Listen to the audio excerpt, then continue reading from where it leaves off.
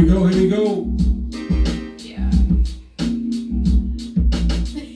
How's everybody doing? Welcome to the third episode of D.E N City Tonight.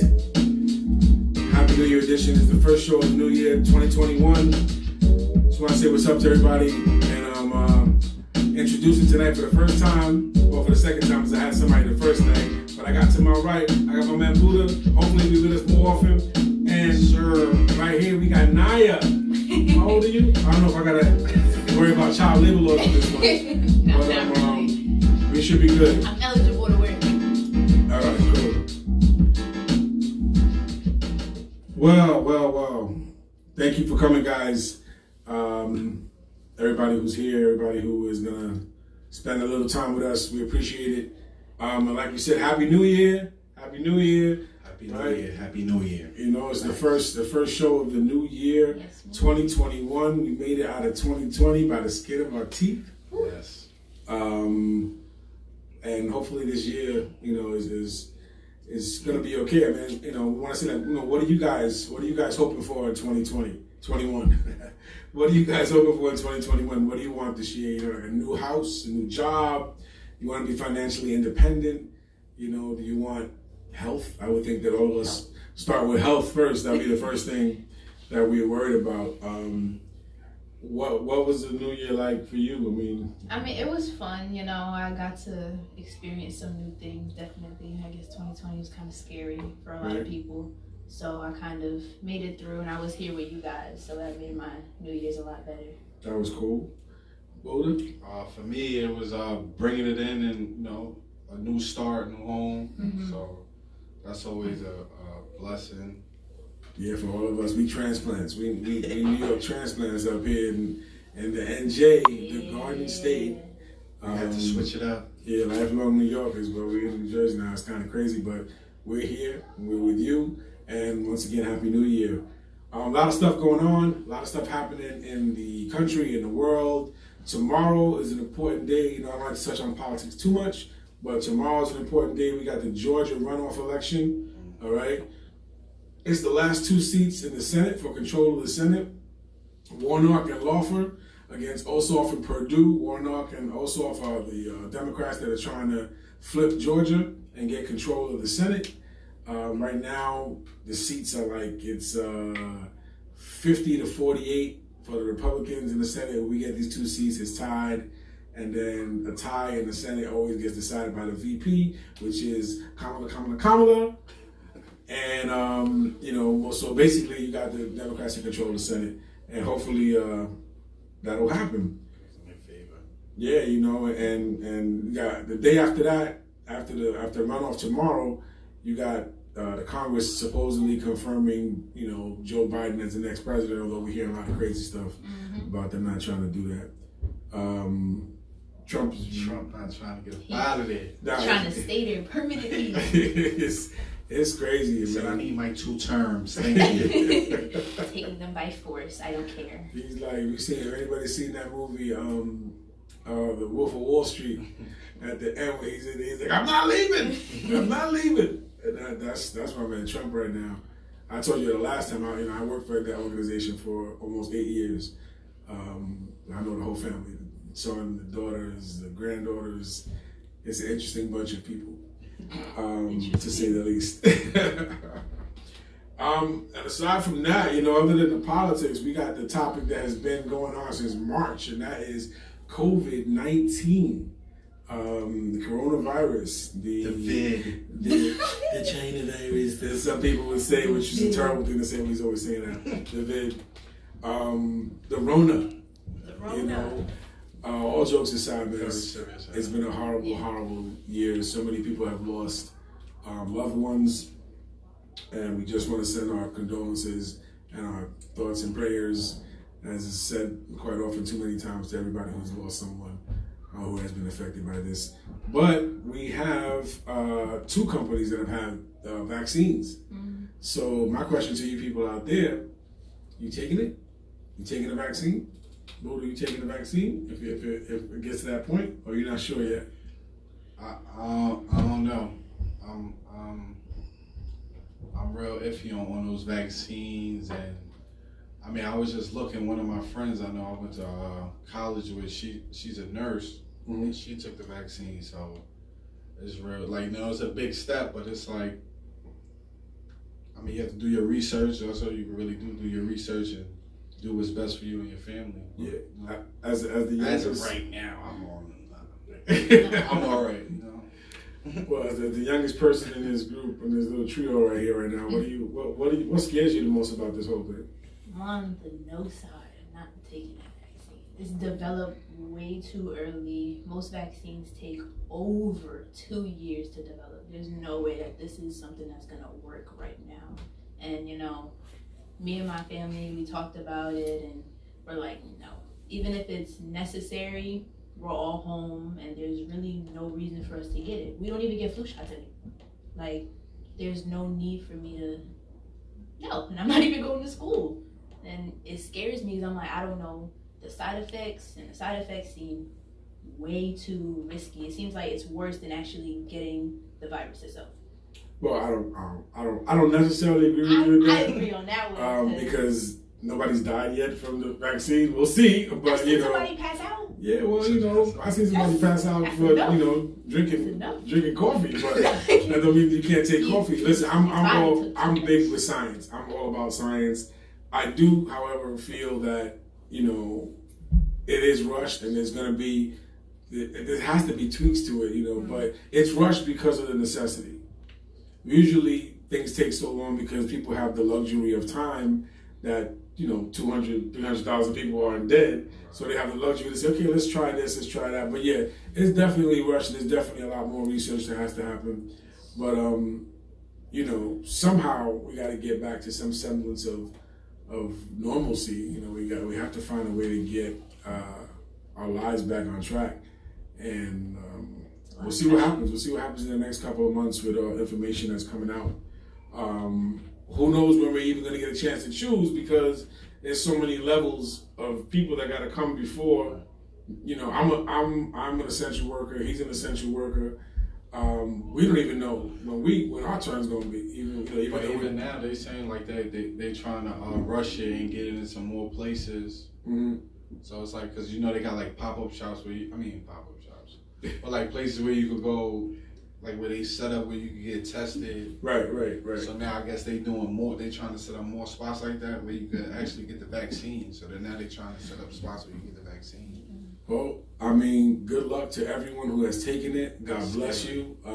All the essential workers out there, you guys don't even understand how important you are. God bless you and your families, because you have been working and taking that stuff home with you. So I wish everyone the best. So what I want to touch on a little bit, or probably a little bit more, is something that I try to mention every week if there's something positive, and that is right now, right this moment, because the game's not over, the Knicks have a better record than the Brooklyn Nets. With KD and with Kyrie, they're 3-3, they're 500, and the Nets, they under 500. Under 500. I can't believe it. Their defense has betrayed them. It's not even the offense, it's the defense. I'm sure that's not going to stay that way. I'm a Knicks fan, I got to say that. So it's just, it's my little touch. Take it while you can get it. Put it out there. We know the Knicks fans, they're going to take it while they can get it. They said, listen, it's been a very long time. I mean, since we had, 3 or 4 games in a row, that's been okay. We got my man Barrett, another 25. Randall triple double.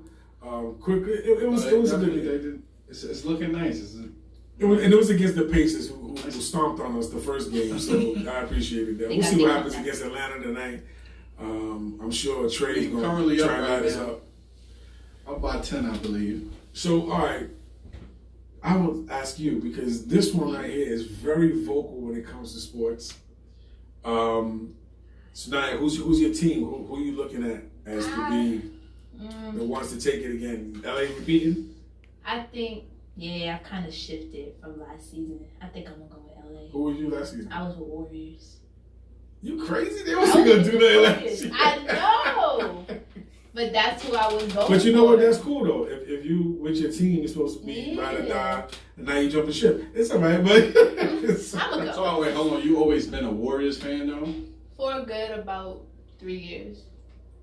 So when they was winning. Wait a minute. No, that's not. That's what it No, sounds like. don't. We're not the Okay. bandwagons. We're not doing that All again. right, all No, right. no. Cool, I cool. like them because it's in the household. My mother is a fan, so when I got into it, I was like, oh yeah, I like that team. So I stuck with them. I didn't really realize that they're winning and everybody's jumping on the bandwagon. Yeah. I didn't realize that until I started I hearing mean, it it. happens. It's all right. There's nothing wrong with it. All right. You got Okay. a lot of different opinions in here. A lot of different opinions. Speaking of the Warriors, you gotta give props to my man Steph Oh, yeah, Curry. big up Steph. Steph Curry Curry. at high 62. 62 points. points. He gonna have to do that every day. Yeah. I said, let You're it gonna have to get up go. there. No, that's They ain't got no Clay, so Yeah, Clay. we got to put up them points. Mm-hmm. Clay. I don't know, man. It's gonna be hard. Those Achilles injuries and that stuff is hard to come back from. But like Steve Kerr said, it's going to be tough for them because it's a team game. So it's 5 people, and when all 5 people not connected and not working together, that's what you're going to have, dysfunctional.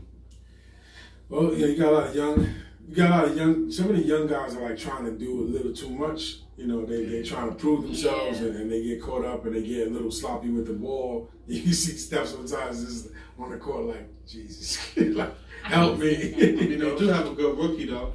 Yeah, They center is. I was thinking Miami was going to do a little bit better than they are this year. They're not doing. I mean, but they one of them teams that just fight. They're going to be in it to the very end, I believe. What I think is that they're so damn tired from making that run and then having such a short off season. Right. You're right back to it. They're right back to it again.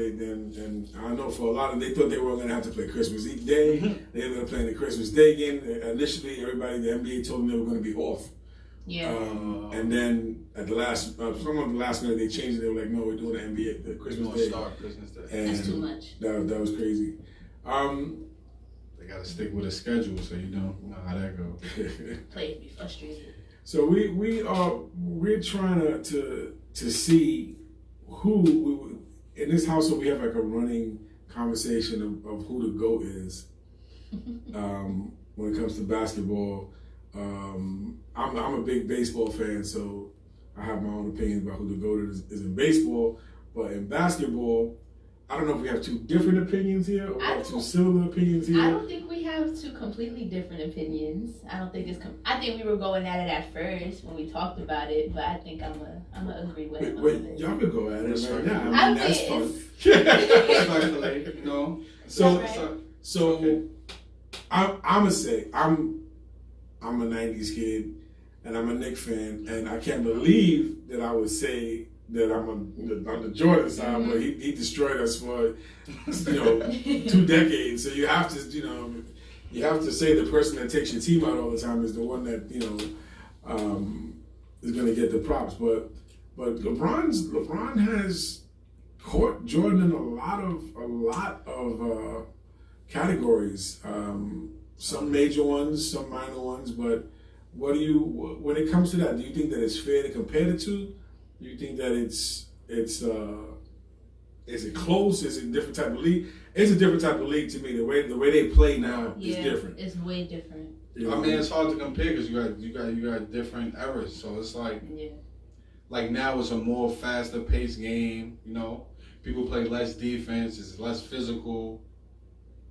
So it's like it's not much you can do. That's the same thing you can say with football. Like look at football. Mm-hmm. It's not as much contact as it was. Yeah, quarterbacks you can't be like can't hit 3 feet. Quarterbacks so much.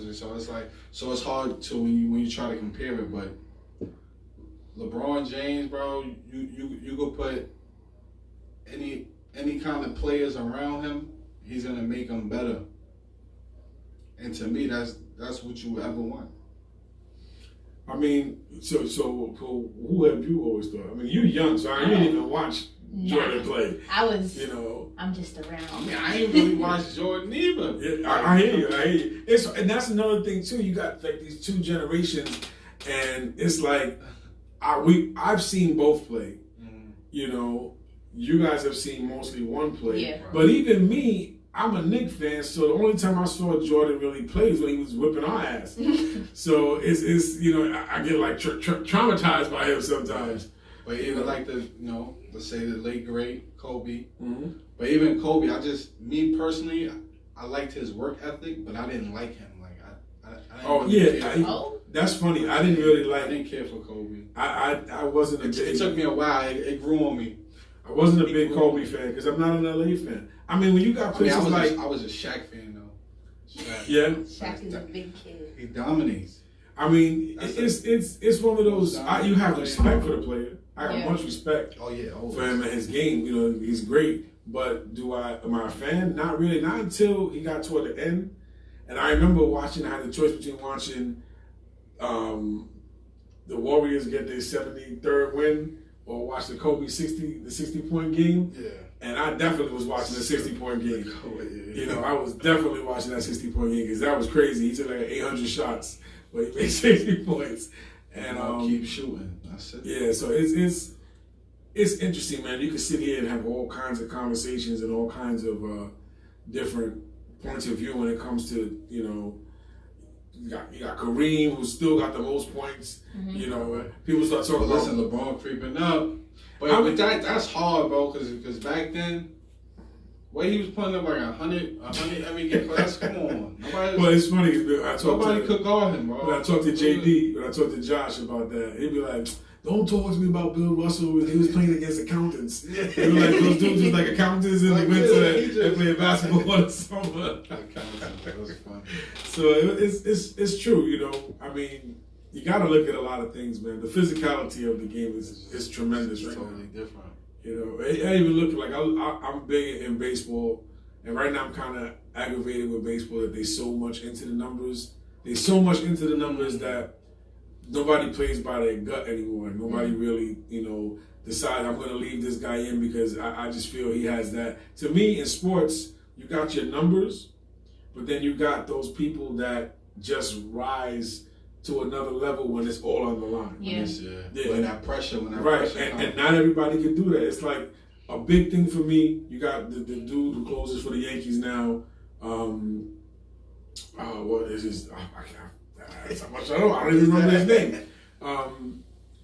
Oh my God, that's crazy. But the closer for the Yankees now, and Mariano, you can't. I don't ever want to hear anybody compare anybody to Mariano because you just can't. I mean, except for the fact that Mariano is actually a Trump supporter, and it really bothered me. I have to mention that. I found that out. It really hurt my heart when I found out he was like, "Hey, Trump." I was like, "Damn, Mo." Anyways, keep it up. I ain't gonna lie, Trump paying a lot of people though, so just know that. It's like, paying a lot of people. Well, I would think that Mo, somebody don't gotta get paid. He made enough money off of his career, but just the ice in the veins and doing the so you might say, okay, the numbers say that this person should be batting up here, this person should be pitching, but that person might not have the ice in the blood, man. They might not have that ability to do that at that. They're all regular season people. You got regular season people and you got playoff people, and it's two different types of people. You know, what did you play basketball at school, right? Yeah. Where you play? I was point guard at some point. Right. But I was really upset because I was really short. So I got shot over a lot and I couldn't reach. Shot over? Yeah, like they would shoot and I'm like, I can't reach that. You know, but what you have to learn, you have to learn how to front of it. Stay in front of you. But it would be a foul every time and no ref caught it. You don't understand how many times I wanted to storm off the court because I'm like, so she gets to like hit me and like nobody says anything. The offensive person is always going to get the benefit. So I was like, okay, all right. Don't you watch the NBA? The offensive person is going to get the benefit. You know, it is what it is. But yeah, if you're a point guard and you don't have a lot of height, that's where you got to compensate in another play. I don't play basketball, so this man right here can tell you a little bit more than that. I mean, it all depends on your game. That's it. You gotta know the game. Mm-hmm. So if you know the game, right? Like boom, you know your height. So take like Dame Lillard, he's a smaller guard. Right. So that he plays around his strengths. Comes off screens, and when he comes off screens, he takes it short so that way he create more space. So now he has time to shoot. I told you gotta create space. People that don't want to talk about sports, it's a wonderful thing. It's a great thing because I can't get into certain things like I'll talk to you about like baseball, hit and run, all kinds of different places. That basketball, but like but I can't talk about screens now, and that's a great way to break it down. You always got to play. I went from playing to coaching, so it's just a passion of mine. No, that's great. You always got to play to your strengths. So if you can't get that height to block their shot, then you gotta maybe play them a little closer so they stay uncomfortable. Yeah. Stay in front of them. But not even that. Don't let them dribble the ball. That's it. That's true. Don't let them get the ball. I have more speed than anything, so I guess that's something that I try to use a lot, especially because if I'm dribbling and I'm running down the court, and if I see that you can't catch me, then I'm making the shot. There's no doubt about that. It's you develop it if you do it a point guard. You start, your court. You gotta see the floor. Yeah. So it's like you gotta know where everybody at. You gotta know, where people should touch the ball. Because certain people can't have the ball all the way out by the three. Yeah, I know. Mm-hmm. Or some people need to be right under the basket, and then you can get the ball. Turn around and shoot. And that's another thing. You gotta know your personnel.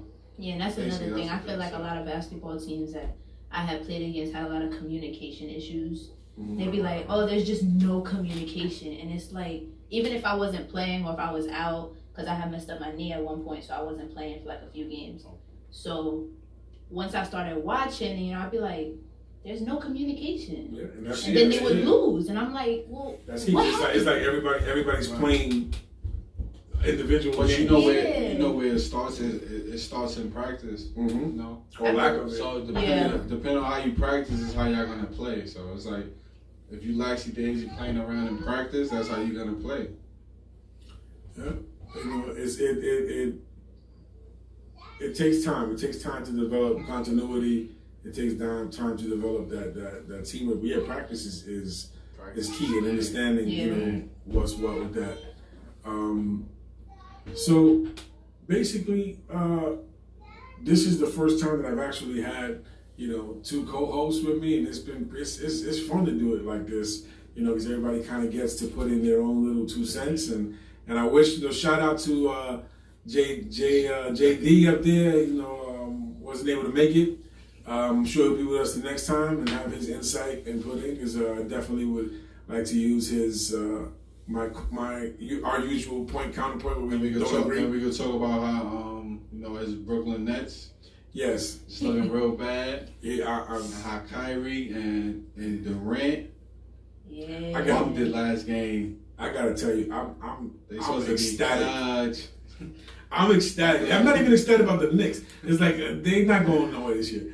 But I'm just, I really don't want Brooklyn to do well. But you know why? Why? People have high hopes for them to make it far. I don't think they're gonna make it that far, honestly. I mean, the East. I mean, they might make it. They're gonna get. I mean, they make playoffs, but I'm saying when playoffs come, we're gonna see. I gotta remember, KD been going for two we'll years. see how he's been playing hard. We'll see how he holds up. Yeah, but I don't want to see their team fall apart because of that, and they be like, "Oh, well, we're just gonna depend on him because he's playing." Well, hard. you see, but they got a good second. Yeah. They got a good. I mean, like you said, they're gonna be the best in the East. That's about it, in my opinion. I don't see them going as far as a lot of other people saw them. What I say is hard for them is going to be their egos.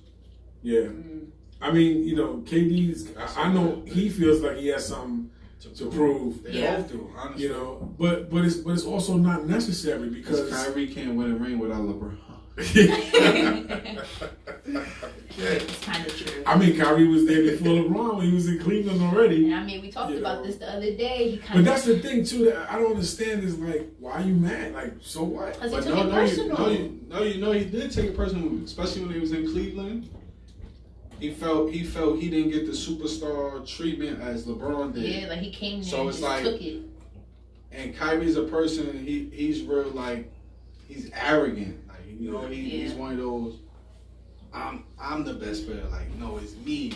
I'm gonna take the last shot. So, hey. Well, I don't know. I'll see how that works out for you this year. I mean, we'll definitely see how that works out for you. I think that's why he took that jab, saying when he said I finally got a president. That's what he gonna take that was ridiculous. That's all it is. It's a jab. You mad? It's all right. That was ridiculous. It's okay. It's all I right. finally got somebody. Still chase your ring, my guy. Chase See your how you ring. feel. It's all right. You want a hug? It's all right. Yeah, you need a hug. Yeah, he's still changing his ring. Katie basically came there because Kyrie probably was like, please help me. But KD's on the same thing because now everybody's saying you got your ring because you was with the Warriors. So now it's like, nah, we got to try to. That's why I say it's going to be hard for them because now they're going to do too much to try to get it. Yeah, well, we'll see. It's early in the season yet. I'm still hoping that the Knicks, since we have the expanded roster, I'm hoping that maybe they get into the play-in. With the 10th seed, because then I think it's the 8, 9, and 10. Yeah. Play for the 8th seed, and who knows? At least to get there, it'd be nice. To see some of these young kids. We still haven't had. Obi Toppin hasn't played. He's still hurt, so we haven't seen like the whole collective of the full team put together yet. But they're looking pretty good. He hurt. Yeah, he hurt. He got hurt. I think he hurt his. I don't know if it was his knee or his ankle. But yeah, he got hurt. And he'll be back. He's back. He's back this weekend. John Morant too. Hope you recover fast, my guy. Yeah, that's a shame. That kid is unbelievable. That's sad. I think sometimes the game is fast, sometimes it's a little too fast. Yeah. I mean that's just the way he plays. It's like a Derrick Rose kind of jump thing. out the gym, yeah. Like Derrick Rose. He should learn from Derrick Rose too. That chill a little bit. Temper that stuff. But hopefully he come back even stronger and better. Well, we are. I'm gonna end this night tonight. We got 5 minutes. I want to tell a story. I see that. Yeah. 5 minutes to tell a story, and right. it's a moral to this story, and I'm gonna make it quick. So, this story is called "One Bullet and a Knife." All right, these are stories of my youth. So, I'm gonna change. I'm not gonna use the names. If that person happens to be watching, you'll know what I'm talking about. So